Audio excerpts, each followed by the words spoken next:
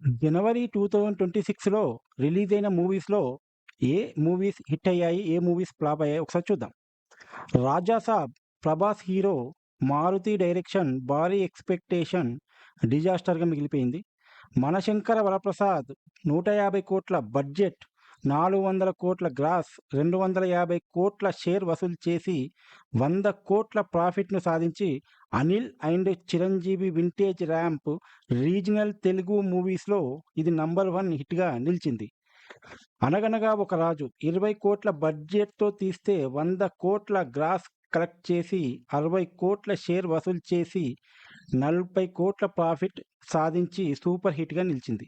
'భర్త మహాశయులకు విజ్ఞప్తి' Raviteja pure family డ్రామాగా వచ్చిన ఈ మూవీ ఓల్డ్ ఫార్ములాతో ఫ్లాప్ మూవీగా నిలిచిపోయింది. 'నారీ నారీ నడుమ మురారి' 15,00,00,000 బడ్జెట్‌తో తీసిన ఈ మూవీ చాలా డేస్ తర్వాత 'శర్వానంద్‌కు' ఒక మంచి హిట్‌గా నిలిచింది. 30,00,00,000 గ్రాస్, 20,00,00,000 షేర్ సాధించింది. లాస్ట్‌లో 'ఓం శాంతి ఓం' అని ఒక రీమేక్ మూవీ వచ్చినా గానీ ఆ మూవీ అంత ఆకట్టుకోలేక ఫ్లాప్ మూవీగా నిలిచింది. జాన్వరి అండ్ సంక్రాంతి 2026 విన్నర్‌గా 'మనశంకర వరప్రసాద్' అనేది నిలిచింది. Thank you. మళ్ళీ నెక్స్ట్ మూవీ అప్డేట్‌తో కలుద్దాం. బాయ్.